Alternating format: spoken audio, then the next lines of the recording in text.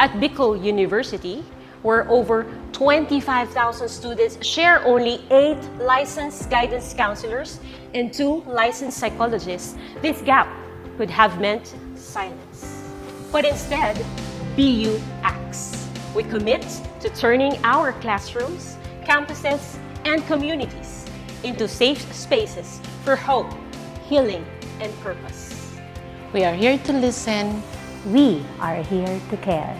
As a university for humanity, Bicol University advances mental health not as an afterthought, but as a foundation for education.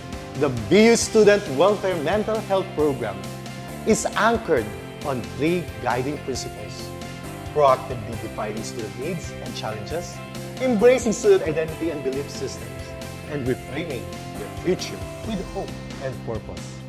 As one of the psychologists and an advocate for suicide prevention, I have witnessed BU's suicide prevention efforts as holistic, strategical, and deeply human. Bicol University has seen a measurable rise in help-seeking behaviors and 0 recorded student suicide deaths from 2022 to present.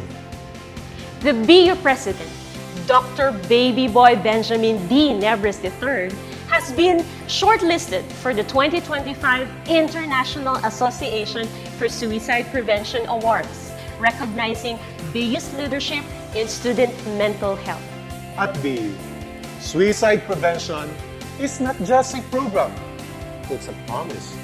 We don't just educate, we listen, we care, we save lives.